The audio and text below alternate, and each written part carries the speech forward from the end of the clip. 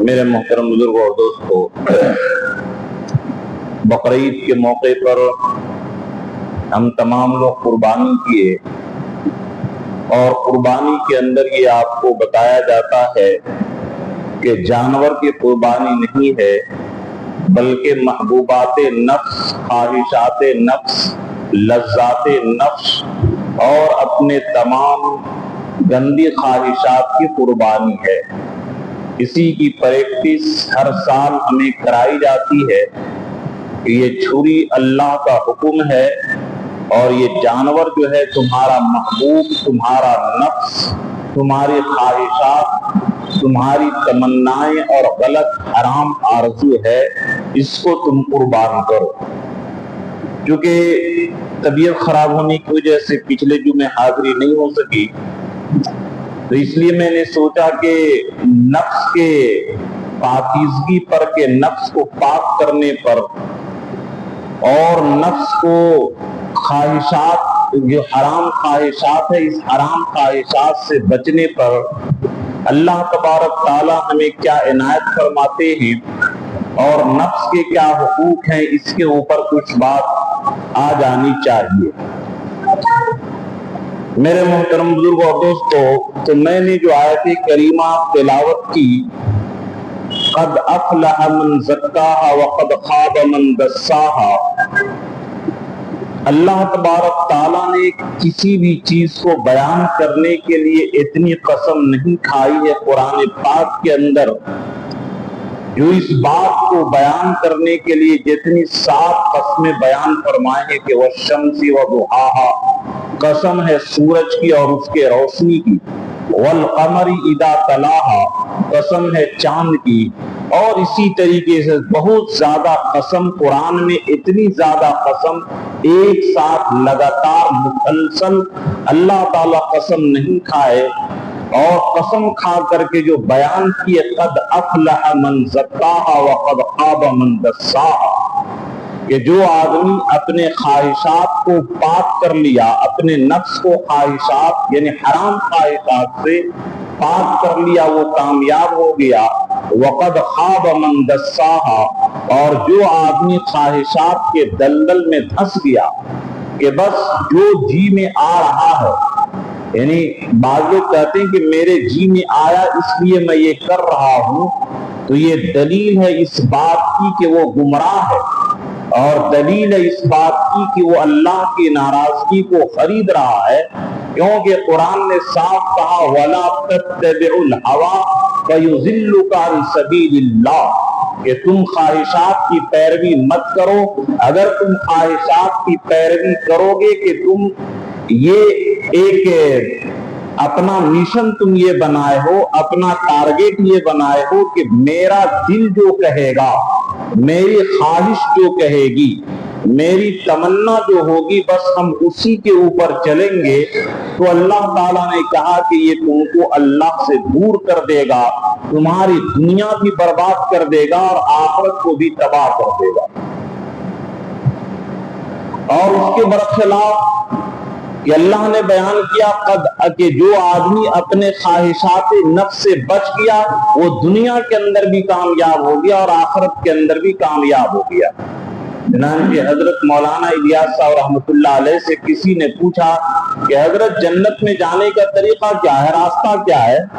انہوں نے کہا کہ ایک پیر سے خواہشات کو دبا دو اور دوسرا پیر جنت میں ڈال دو۔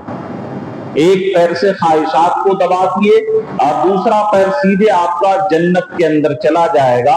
تو یہ اللہ تبارک تعالیٰ نے ہم لوگوں کو جو نفس دیا ہے، یہ بھی نہیں کہ نفس بالکل بیکار چیز ہے، چنانچہ اللہ نے اس کا قسم بھی کھایا ہے کہ وہ نفس وما سواہا، کہ قسم ہے نفس کی اور اس کے بنانے والے کی، فَأَلْهَمَهَا فُجُورَهَا وَتَقْوَاهَا، کہ اللہ تعالیٰ نے نفس اور خواہشات کو پیدا کر کے اس نفس کے اندر اچھے جذبات کو بھی ڈالا ہے اور برے جذبات کو بھی ڈالا ہے۔ بلکہ یہاں پر مفسرین ایک نقطے کی بات لکھتے ہیں کہ فَأَلْهَمَهَا فُجُورَهَا، کہ اللہ تعالیٰ نے گناہ کے مادے کو انسان کے اندر ڈالا ہے، وَتَقْوَاهَا اور نیکی کا مادہ بھی ڈالا ہے، گناہ کے مادہ کو کیوں بیان کیا؟ چنانچہ علامہ جلال الدین رومی رحمت اللہ علیہ اپنے مثنوی کے اندر لکھتے ہیں کہ خواہشات دنیا مثل گلخنس، کہ جس طریقے سے جس گاڑی کے اندر تیل پٹرول زیادہ ہوگی تو اس کی رفتار اور اس کے روانگی اور اس کا سفر کا طے کرنا اور اس کی چال بھی زیادہ ہوگی، تو اسی طرح جس آدمی کے اندر خواہشات نفس زیادہ ہو، بس نفس کے خواہشات کے رخ کو موڑ دینا ہے، کہ جو قربانی کے اندر ہم پڑھتے ہیں ان صلاتی و نسکی و محیایا و مماتی للہ رب العالمین، کہ میری نماز، میری قربانی، میرا مرنا، میرا جینا سب اللہ کے لیے ہے، ہماری اپنی ذاتی خواہشات کے لیے نہیں ہے، کہ ہم جو بھی کر رہے ہیں اللہ کے حکم کی وجہ سے کر رہے ہیں، اسی بات کی پریکٹس اور اسی بات کی مشق اور ٹریننگ ہمیں دی جاتی ہے۔ اور یہ بھی بات یاد رکھی کہ اگر ہم لوگ اپنے خواہشات کو اور اپنے جذبات کو اور دل کے اندر ابھرنے والے جذبات اور خیالات جو ہیں، اگر اس کو ہم لوگ شریعت کے مطابق نہ بنائیں تو ہمارا ایمان ہی مکمل نہیں ہوگا۔ چنانچہ مشکات کے اندر یہ روایت موجود ہے، لا یؤمن احدکم حتی یکون ہواہ تبعا لما جئت بہ، کہ تم میں سے کسی کا ایمان مکمل نہیں ہو سکتا ہے یہاں تک کہ اس کی خواہشات میری لائی ہوئی شریعت کے مطابق نہ بن جائے۔ اب عام طور پر لوگ روزہ، نماز، تسبیح، تلاوت سب کچھ کرتے ہیں، لیکن جب میراث اور ترکہ دینے کی باری آتی ہے تو اچھے لوگ مال کے محبت میں پھسل جاتے ہیں اور بیٹی اور بہن کو دختری اور ان کو ورثہ اور ترکہ نہیں دیتے۔ یہ خواہشات نفس کی غلامی ہو گئی، اللہ کی غلامی نہیں ہو گئی۔ صرف بعض عبادت کر لینے کی وجہ سے اسلام مکمل اور کمپلیٹ نہیں ہوگا، بلکہ یہ کسی مفتی کا قول نہیں ہے، اللہ کے نبی کا فرمان ہے کہ لا یؤمن احدکم حتی یکون ہواہ تبعا لما جئت بہ، کہ تمہاری مرغوبات، تمہاری خواہشات، تمہاری ہوا جو ہے وہ خدا کے مطابق نہ بن جائے۔ چنانچہ حضرت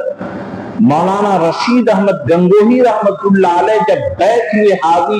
امداد اللہ مہاجر مکی رحمت اللہ علیہ سے، تو انہوں نے احوال لکھا کہ حضرت یہ خط لکھے کہ مولانا رشید احمد گنگوہی اپنے حالات تم بتاتے نہیں ہو، بتاؤ کہ بیعت ہونے کے بعد، مرید ہونے کے بعد آپ کی کیفیت کیا ہے؟ تو انہوں نے 3 کیفیت لکھی، وقت زیادہ ہو جائے گا، میں صرف ایک بات بتاتا ہوں۔ حضرت نے لکھا کہ حضرت کیا بتاؤں میری حالات، شریعت جو ہے میری طبیعت بن گئی ہے، شریعت جو ہے میری طبیعت بن گئی ہے، یعنی جس طریقے سے ہم لوگوں کو کھانے پینے، استنجا میں جانے میں، یا اسی طریقے سے کھینی کھانے والے کو کھینی کھانے میں ان کو بغیر ان چیزوں کے چین نہیں آتا، اسی طریقے سے شریعت میری طبیعت بن گئی ہے کہ آٹومیٹک خود بخود ہر شریعت کے موڑ پر میری طبیعت تقاضا کرتی ہے کہ شریعت کے مطابق چلوں۔ یہ ہے بندہ کے کمال ایمان کی بات، کہ ہم لوگوں کی بھی جو خواہش ہے، ہم لوگوں کی بھی جو طبیعت ہے وہ شریعت کے مطابق بن جائے، اور اسی ہوا کو، ہوا یہوی کے معنی آتے ہیں گرنا۔ خواہشات کو ہوا اس لیے کہتے ہیں کہ یہ خواہشات انسان کو جہنم میں گرا دیتی ہے۔ ہوا یہوی کے معنی آتے ہیں گرنے کے، اور یہ خواہشات چونکہ انسان کو جہنم میں گرا دیتا ہے، اس لیے ہوا، خواہشات کو ہوا کہتے ہیں۔ اس ہوا کو ہدا یعنی نبی اکرم صلی اللہ علیہ وسلم جو شریعت لائے ہیں اس کے مطابق ہم لوگ اپنے شریعت کے مطابق اپنی طبیعت کو بنا لیں تو اس کے اندر کامیابی ہے۔ اور یہ چاہا جا رہا قربانی کے ذریعے کہ تم لوگ جانور کو اللہ کے حکم کے چھری سے ذبح نہیں کر رہے، بلکہ یہ چھری اللہ کے حکم ہے، اور یہ جانور تمہارا نفس اور تمہاری خواہشات، تمہاری مرغوبات، تمہاری طبیعت ہے، اس کو تم لوگ قربان کرو۔ تو یہ نفس ایسا نہیں کہ بالکل اس کو چھوڑ دیا جائے، چنانچہ اس کی اہمیت کا اندازہ لگائیے کہ وَنَفْسٍ وَمَا سَوَّاهَا، اللہ تعالیٰ نے نفس کی قسم بھی کھائی، اور اللہ نے ایک حدیث کے اندر بیان کیا اِنَّ لِنَفْسِكَ عَلَيْكَ حَقًّا، کہ ہر چیز کا بیان اِنَّ لِعَيْنِكَ حَقًّا، کہ تمہاری آنکھ کا، تمہارے جسم کا، تمہارے بیوی بچوں کا تم پر حق ہے۔ یہ بھی بیان کیے اِنَّ لِنَفْسِكَ عَلَيْكَ حَقًّا، کہ تمہارے نفس کا تمہارے اوپر حق ہے کہ یہ اس کو کھلاؤ پلاؤ اور اس سے تم کام لو۔ چنانچہ حضرت ڈاکٹر عبدالحی عارفی رحمت اللہ علیہ اپنا واقعہ لکھتے ہیں کہ ایک مرتبہ، یہ حضرت تھانوی رحمت اللہ علیہ کے بڑے خلفاء میں سے تھے، انہوں نے لکھا کہ ایک دن پروگرام سے آنے کے بعد کافی دیر ہو گئی اور پورا جسم تھکن کے، سفر کے تھکان کی وجہ سے چور چور ہو گیا تھا، نماز پڑھا لیٹ گیا، تہجد پڑھنے کی ہمت نہیں ہو رہی تھی، لیکن آنکھ کھلی تو نفس کو بہلایا، پھسلایا اور تھوڑا سا آمادہ کیا کہ ارے اٹھ کے تھوڑا سا بیٹھ کر دعا وغیرہ پڑھ لو۔ جب اٹھ کر کے بیٹھے تو نفس کو تھوڑا سا آمادہ کیے کہ جب اٹھ گیا ہو تو کم سے کم چلو تہجد مت پڑھنا، استنجا جا کر کے وضو وغیرہ کر لو۔ چنانچہ میں گیا، استنجا وغیرہ کیا، اور جب میں آیا تو نفس کو بہلایا کہ جب وضو کر ہی لیا ہے تو کم سے کم 2 رکعت نماز پڑھ لو۔ اس طریقے سے نفس کو بہلا کر کے، پھسلا کر کے کام لینا چاہیے، نفس کی غلامی نہیں کرنی چاہیے۔ یہ نفس کی غلامی انسان کو آخرت میں تو تباہ و برباد کرے گا ہی، دنیا میں بھی تباہ و برباد کرے گا۔ مثال کے طور پر کہ 57 ملک جو مسلمانوں کا ہے، اور محمد ابن سلمان اس نے ایسی کمینگی کی حرکت کی ہے کہ اپنے فلسطین کے مسلمان بھوک سے مر رہے ہیں، لیکن ان کو روٹی کھلانے کی توفیق نہیں ہوئی، اور دشمنان اسلام کو کئی ملین کروڑ کے جہاز گفٹ کر رہا ہے، ہدیہ میں پیش کر رہا ہے، یہ اسی لیے کہ تاکہ میری حکومت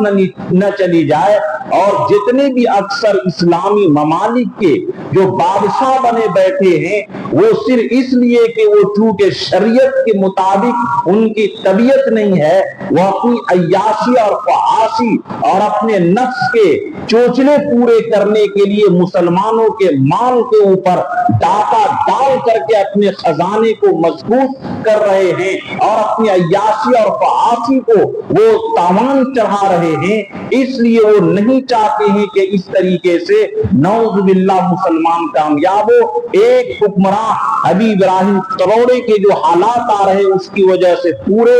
یہ کفر کے ممالک میں زلزلہ آ گیا۔ ایک آدمی نے اپنے خواہشات کو قربان کیا کہ یہ غریب بچے جن کو گھر نہیں ہے، میں اپنے گھر میں اے سی نہیں رکھوں گا۔ اس کے مجاہدے کی وجہ سے کفر کے محل کے اندر زلزلہ آ گیا، اور بڑے بڑے جو سپر پاور تھے ان سے لرز رہے ہیں کہ یہ کیسا مسلمانوں کا حکمراں آ گیا جو ہم لوگوں کی نیند حرام کر دیا۔ اگر یہ جتنے مسلم حکمراں ہیں یہ صرف اپنے خواہشات کو قربان کر لیں، آج جو مسلمانوں کو ذلت دیکھنی پڑ رہی ہے ان کے خواہشات کی غلامی کی وجہ سے مسلمانوں کو اتنی ذلت اور اتنی تکلیف اٹھانی پڑ رہی ہے، ورنہ اسرائیل کو اتنی دم اور اتنی طاقت نہیں تھی کہ اس طریقے سے غزہ کے مسلمانوں پر ظلم و ستم ڈھاتا، لیکن یہ جان رہا ہے کہ یہ مسلم حکمراں کو ان کی عیاشی میں، ان کی فحاشی میں اتنا غرق کر دو کہ یہ ان کو ہمت نہ ہو کہ اسلام اور مسلمانوں کے حمایت کے اندر کچھ بول سکے۔ تو میرے دوستو، یہ انسان کو ख्वाहिशात नफ्स इतना ज्यादा नीचे गिरा देता है जिसकी कोई इंतहा नहीं होती है। चुनांचे बलआम इब्ने बाउरा के बारे में मशहूर है कि कितना बड़ा बनी इसराइल का आलिम था, मुस्तजाबुद दावात था, लेकिन दुनिया के लालच में आकर के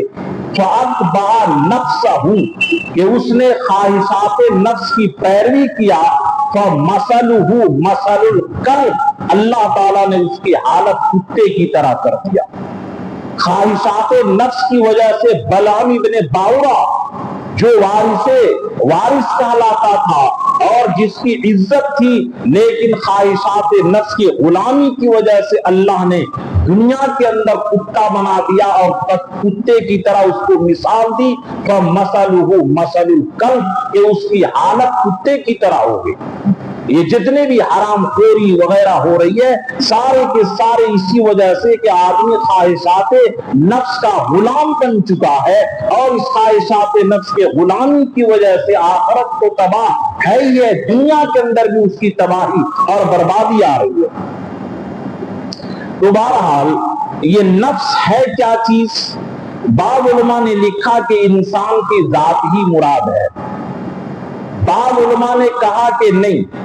इंसान की जो फितरत और तबीयत है वो मुराद है। बाद उलमा ने कहा कि नहीं, बल्कि इंसान के अंदरूनी जो जज्बात और अंदरूनी जो ख्वाहिशात उभरते हैं वो है नफ्स। इस नफ्स के अगर देखिए, अल्लाह ताला ने नफ्स के हक को पूरा करने से मना नहीं किया,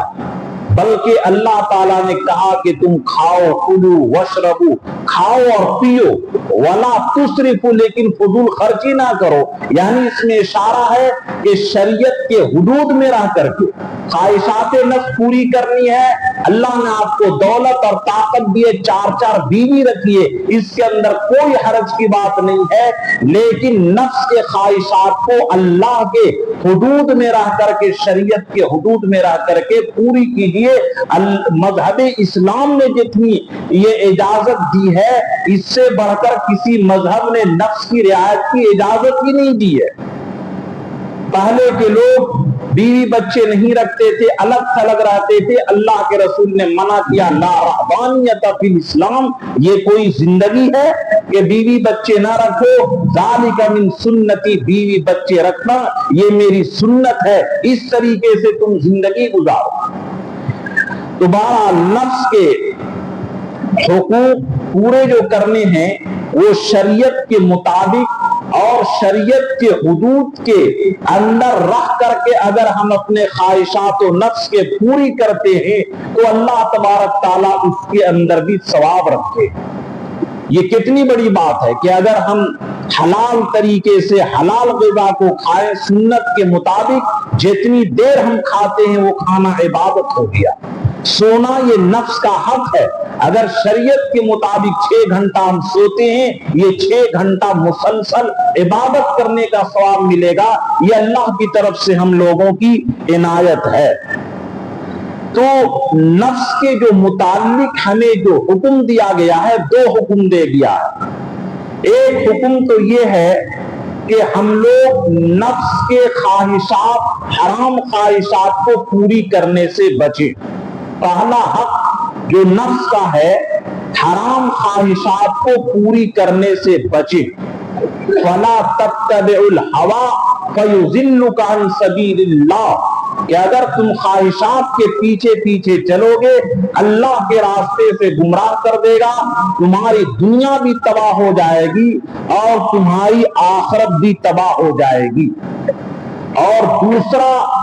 नफ्स का हक ये है कि हम नफ्स की इस्लाह करें, नफ्स को पाक करें, नफ्स को साफ सुथरा रखें। ये दूसरा हुक्म है। चुनांचे अल्लाह ने हुक्म दिया, कद अफलह मन ज़क्काहा, कि जो नफ्स को पाक करता है, वो नफ्स को जो पाक करने वाला है, वो आदमी दुनिया में भी कामयाब हो जाता है और आखिरत में भी कामयाब हो जाता है। चुनांचे एक हदीस पाक के अंदर है, हदीस का मैं मफ़हूम बयान कर रहा हूं کہ یہ نفس کتنا بڑا کمینہ ہے، علامہ بوصیری رحمت اللہ علیہ ایک کتاب لکھے ہیں، اس کا نام ہے قصیدہ بردہ۔ اس قصیدہ بردہ کے اندر ایک شعر لکھے ہیں، النفس کالطفل شبّ علی حب الرضاء ان تفتمہ فینفتم۔ اس شعر کا مطلب یہ ہے کہ نفس جو ہے دودھ پیتے ہوئے بچے کی طرح ہے، کہ جس طرح بچہ دودھ بڑا مشکل سے چھوڑتا ہے، 2 سال یعنی مدت رضاعت جو دودھ پینے کی عمر ہے اس سے بھی پار ہو کر کے وہ دودھ پینا چاہتا ہے۔ اگر ماں محنت کر کے بچے کو دودھ پلانے کی عادت نہ چھوڑائے تو بچے کے معدہ کمزور ہو جائے گا، اس کی جوانی میں جو طاقت ہونی چاہیے وہ طاقت نہیں ملے گی، بچے کی زندگی خراب ہو جائے گی۔ اسی طرح ہم لوگوں کا نفس گناہ کا رسیا ہے اور گندی چیز، اللہ کے حرام کردہ چیز کے اوپر بڑا تیزی کے ساتھ انسان مائل ہوتا ہے۔ چنانچہ آپ تجربہ کر کے دیکھیے کہ جب تک کہ بیوی حلال ہوتی ہے تو وہی مرد بیوی کو مارتا ہے، گالی دیتا ہے اور محبت کی نگاہ سے نہیں دیکھتا ہے، لیکن جب وہی 3 طلاق دے دیتا ہے تو پھر بیوی کو بڑی محبت کرنے لگتا ہے۔ یہ شیطانی چال ہے کہ جب تک کہ بیوی حلال تھی تو اس سے میٹھی بات کرنے کی توفیق نہیں ہوتی تھی، ظلم و زیادتی کرتا تھا، اور جب طلاق دے کر کے حرام کر دیا تو اب پھر وہی محبت پیدا ہو رہی ہے۔ تو یہ انسانی خاصہ ہے کہ جس طریقے سے مچھی کی طبیعت ہے گندی چیز پر بیٹھنا، اسی طریقے سے نفس کی خاصیت اللہ نے قرآن میں بیان کیا، ان النفس لامارۃ بالسوء، کہ نفس بہت زیادہ گناہوں کا حکم کرنے والا، اس کی طبیعت ہے کہ یہ گندی چیز کے اوپر بیٹھے گی، حرام چیز کے اوپر۔ اللہ نے جس کو حرام کیا ہے، جس سے دنیا اور آخرت تباہ ہوتی ہے، اسی کو یہ نفس پسند کرتا ہے۔ تو علامہ بوصیری نے اس میں اشارہ کیا کہ جس طریقے سے بچے کے دودھ پینے کی عادت کو نہ چھوڑائی جائے، اس کی جوانی برباد ہو جائے گی، زندگی اور صحت خراب ہو جائے گی، اسی طریقے سے نفس کو اگر گناہوں کی لت نہ چھوڑائی جائے تو یہ گناہ چھوڑنے والی نہیں ہے۔ چنانچہ علامہ جلال الدین رومی رحمت اللہ علیہ نفس کی مثال دیے کہ نفس یہ جہنم کے مانند ہے۔ ترمذی کے اندر یہ روایت موجود ہے کہ انسان کو، جنات کو جب جہنم میں ڈالا جائے گا، ڈالا جائے گا، ڈالا جائے گا، جہنم کہے گی حل من مزید، اے اللہ اور بھیجیے، اور بھیجیے، اور بھیجیے۔ جہنم کا پیٹ نہیں بھرے گا، لیکن جب اللہ تعالیٰ اپنا پاؤں رکھیں گے تو جہنم کہے گا قط قط قط، اے اللہ بس بس، پیٹ بھر گیا۔ اسی طریقے سے ہم نفس کو جتنی گناہ چٹوائیں، جتنا گناہ اس کو کھلوائیں، یہ کہے گا اور کھلاؤ، اور کھلاؤ، اور کھلاؤ، لیکن وَأَمَّا مَنْ خَافَ مَقَامَ رَبِّهِ وَنَهَى النَّفْسَ عَنِ الْهَوَىٰ، کہ اگر ہم اللہ کے خوف اور اللہ کے ڈر کا قدم نفس کے اوپر رکھ دیے تو یہ نفس بھر جائے گا کہ بس بس اب مجھے گناہ کی نہیں چاہیے۔ اللہ کا ڈر کہ جس طریقے سے جہنم کا پیٹ قیامت کے دن اللہ کا پاؤں بھرے گا، اسی طریقے سے نفس کے خواہشات اور نفس کے جذبات اور نفس کا پیٹ جو ہے اللہ کا خوف بھرے گا، اس کے علاوہ کوئی دوسری چیز نہیں بھر سکتی ہے۔ اس لیے اپنے آپ کو ہم لوگ گناہوں سے پوری بچانے کی کوشش کریں، حرام چیزوں سے بچنے کی مکمل کوشش کریں۔ چنانچہ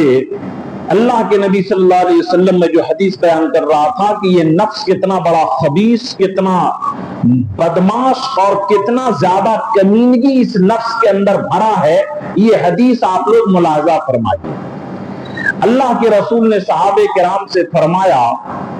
ان لکم صاحب فی الدنیا، کہ دنیا کے اندر تمہارا ایک ساتھی ہے، ان اکرمتموہ، اگر تم لوگ اس کی عزت کرو گے، اس کو لفٹ دو گے اور اس کی تعظیم اور تکریم کرو گے، وَأَطَعْتُمُوهُ، اور اس کو کھانا کھلاؤ گے، وَأَقْسَوْتُمُوهُ اور تم لوگ اس کو کپڑا پہناؤ گے فَأَفْضَى إِلَيْكُمْ إِلَى شَرِّ غَایَةٍ تو تم لوگوں کو ذلت کے انتہا تک یعنی بالکل ذلیل کر دے گا، کمینہ بنا دے گا، یہ ہے ایک تمہارا ساتھی۔ اور اگر تم لوگ اس کے ساتھ معاملہ یہ کرو وَإِنْ أَهَنْتُمُوهُ اگر تم لوگ اس کو ذلیل کرو، ہمیشہ جھوٹ مارو، اس کو ہمیشہ گالی دو، ہمیشہ اس کو ذلیل خوار کرتے رہو، اپنے گھر سے بھگاتے رہو، ہمیشہ اس کو ڈنڈا مارتے رہو، اور تم لوگ اس کو کھانا مت دو، اس کو تم لوگ کپڑا مت دو، فَأَفْضَى إِلَيْكُمْ إِلَى خَيْرِ غَایَةٍ تو تم لوگوں کو بھلائی کے انتہا تک پہنچا دے گا کہ اگر تم لوگ اس کے خیال کرو گے، کپڑا دو، روٹی دو، مکان دو، اس کو عزت دو، تو تم لوگوں کو ذلیل کر دے گا۔ اور اگر اس کو ذلیل کرو، مارو، گالی دو، اس کو ذلیل کرو تو تم لوگوں کو بڑی تعظیم کرے گا اور تم کو منزل مقصود تک پہنچا دے گا، تمہاری غلامی کرے گا۔ اور اگر کھانا کپڑا دو تو الٹی تمہاری نافرمانی کرے گا۔ اب اگر بتائیے کہ اگر ہم لوگ ایسا اسٹاف رکھے کہ تنخواہ دیں، لفٹ دے تو الٹا گھر کے اندر توڑ پھوڑ کرے، اور اگر اس کو تنخواہ بھی نہ دے، کھانا بھی نہ دے تو گھر کا کام بڑی سلیقے سے کرے گا، تو کوئی بھی آدمی اس کو پیسہ نہیں دے گا، تنخواہ نہیں دے گا، روزانہ 10 جھوٹ مار کر کے اس سے کام کرائے گا۔ تو صحابہ نے کہا کہ یا رسول اللہ، روئے زمین میں اس سے بڑا کمینہ، اس سے بڑا برا ساتھی کوئی نہیں ہے کہ اس کو عزت دینے پر سر میں چڑھتا ہے اور ذلیل کرنے سے ہمارے حکومت اور ہمارے لگام میں رہتا ہے۔ تو اللہ کے رسول فرمائے فوالذی نفسی بیدہ انہ لنفوسکم، یہ قسم ہے اس ذات کی جس کے قبضے میں میری جان ہے، میں نے جس کی یہ صفت بیان کی کہ اگر اس کو ذلیل کرو گے تو تمہارے غلامی میں رہے گا، اور عزت دو گے تو تمہیں پٹک دے گا اور تمہیں کو الٹا جھوٹ مارے گا، یہ تمہارا نفس ہے، تمہاری خواہشات ہے، تمہارے جذبات ہیں، یہ تمہارے نفس اور خواہشات اور جذبات ہیں، اس لیے تم لوگ ذرا ہوشیار سے ہو۔ اور ملا علی قاری رحمت اللہ علیہ نے اس حدیث کے ذیل میں ایک دوسری حدیث نقل کی، اِنَّ آبَ عَدُوِّكُمْ بَيْنَ جَنبَيْكُمْ، کہ تمہارا سب سے بڑا جو دشمن ہے وہ ہے جو تمہارے پہلو کے اندر، پہلو کے بیچ میں جو تمہارا نفس اور تمہارا خواہشات اور تمہارا جذبات اور تمہارے اندر سے انگڑائی لینے والے خواہشات اور جذبات جو ہے، یہ سب سے بڑا دشمن ہے۔ انشاءاللہ یہ مضمون جب مکمل ہوگا تو شیطان کی دشمنی پر بھی بات آئے گی، لیکن یاد رکھیے کہ شیطان سے بھی بڑا دشمن جو ہے انسان کا نفس اور انسان کا یہ خواہش ہے۔ یہ انسان کا نفس اگر اس کو کنٹرول میں نہیں کیا، اس کو بس میں نہیں کیا، اگر اس کی خاطرداری کرتے رہیں، ایک بات یاد رکھیے کہ حکیم اختر صاحب رحمۃ اللہ علیہ نے لکھا ہے کہ گناہ کرنے کی وجہ سے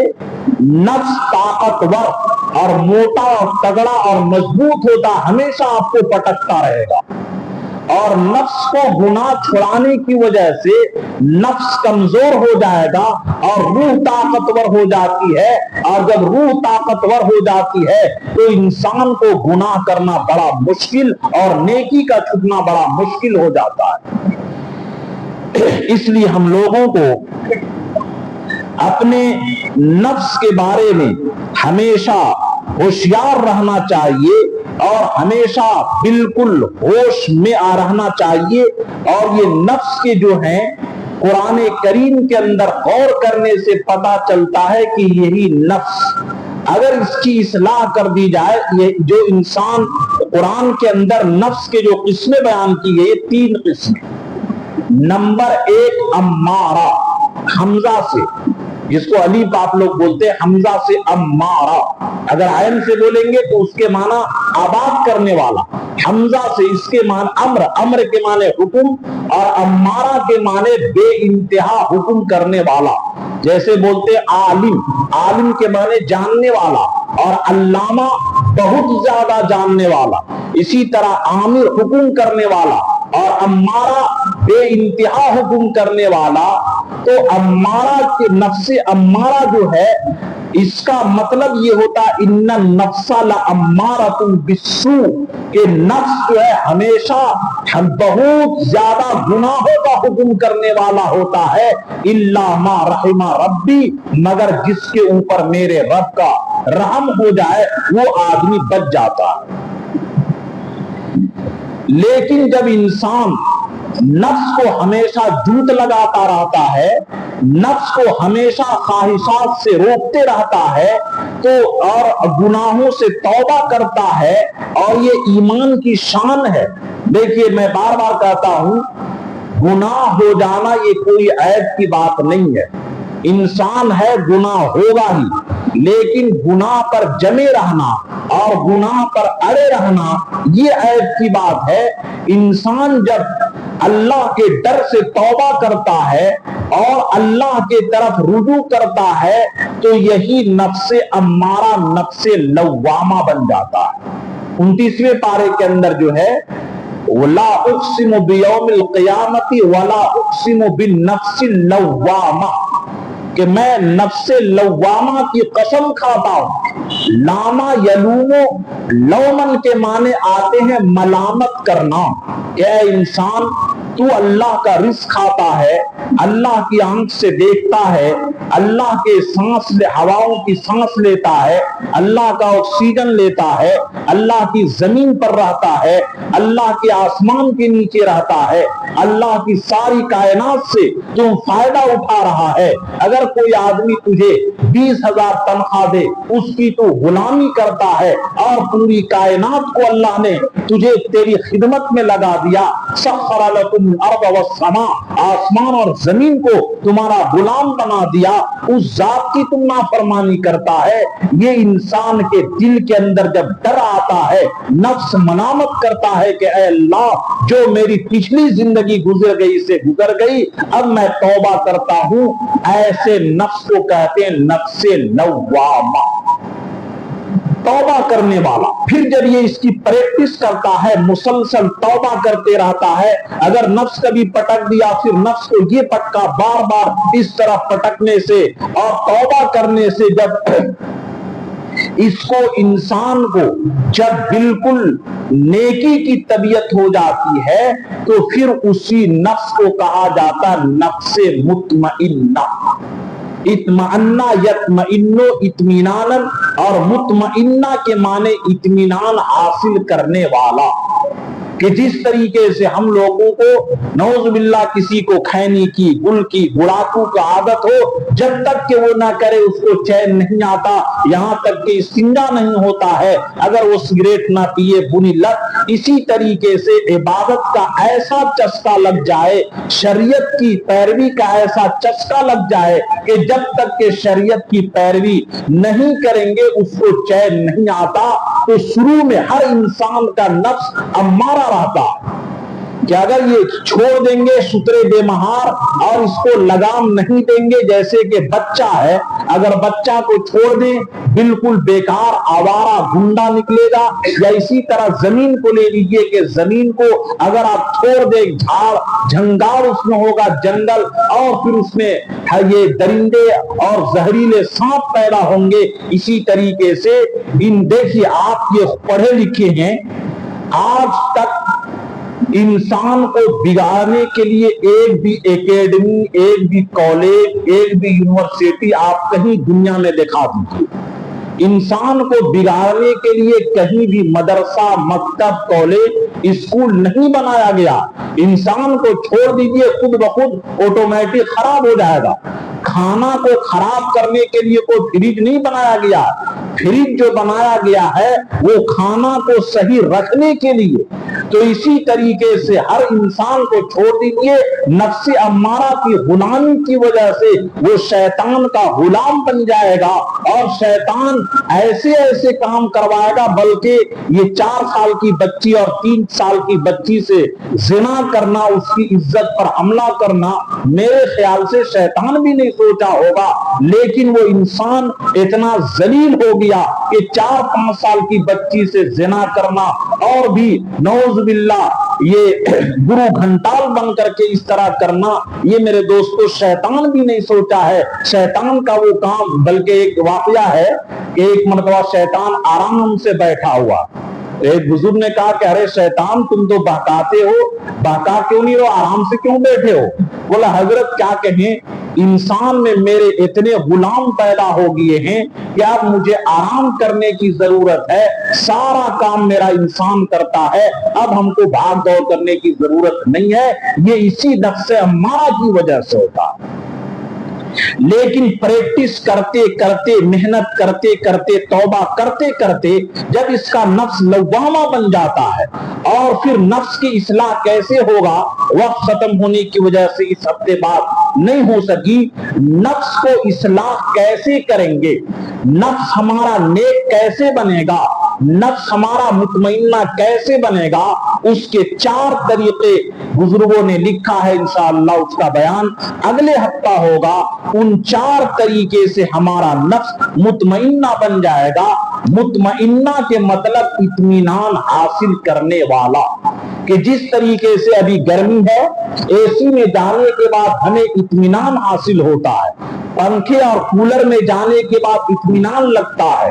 بھوک لگی کھانا کھانے کے بعد اطمینان لگتا ہے، پیاس لگنے کے بعد پانی پینے سے اطمینان لگتا ہے، اسی طرح نفس کی یہ خاصیت ہو جائے کہ نماز پڑھنے سے، حرام سے بچنے سے، حرام کے کھانے سے، حرام کے سوچنے سے، حرام کے دیکھنے سے، اللہ کی اطاعت سے، اللہ کی فرما برداری سے نفس کو اطمینان ملے، یہ نفس مطمئنہ ہے۔ اور اسی نفس مطمئنہ کو قرآن نے کہا یا ایتھا النفس المطمئنہ، اے نفس مطمئنہ کے مالک، ارجعی الی ربک راضیہ، چلو اپنے رب کی طرف۔ مفسرین نے لکھا ہے کہ یہ بشارت اور خوشخبری موت کے وقت بھی دی جاتی ہے اور قبر سے نکلنے کے وقت بھی دی جائے گی، اتنی عزت کے ساتھ کہ اے نفس مطمئنہ کے مالک، 60-70 سال کی زندگی تم اپنے خواہشات کو قربان کر دیا، اپنے جذبات کو تار تار کر دیا، اپنے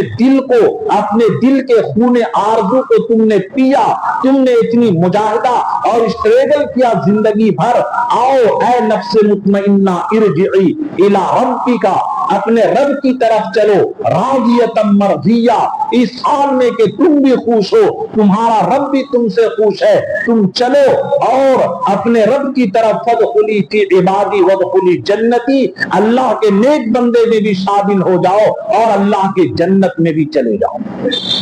اس نفس مطمئنہ حاصل ہوگا کیسے؟ چنانچہ حدیث پاک کے اندر اس کی 3 پہچان بیان کیا گیا ہے کہ ہمیں نفس مطمئنہ ملا یا نہیں۔ چنانچہ اللہ کے نبی فرمائے، دعا کرتے تھے، اللہم انی اسألک نفسا مطمئنۃ، اے اللہ میں آپ سے نفس مطمئنہ مانگتا ہوں، تؤمن بلقائک، جو آپ کے ملاقات پر ایمان رکھے، وترضى بقضائک، اور آپ کے فیصلے پر راضی رہے، وتقنع بعطائک، اور جتنا رزق آپ دیں اس پر ہم خوش رہیں اور اس کے اوپر صبر سے رہیں۔ یہ 3 پہچان ہے نفس مطمئنہ کی۔ تو میرے دوستو، اگر ہم نفس کو چھوڑ دیں آوارہ، تو یہی نفس امارہ رہتا، اور توبہ بار بار کرتے رہیں تو یہی نفس مطمئنہ بن جاتا ہے، اور پھر یہی یہ نفس کو اتنی زیادہ محنت کرے کہ پھر وہ آدمی یہ نفس مطمئنہ کا مالک بن جاتا ہے۔ جیسے مثال کے طور پر کہ ایک آدمی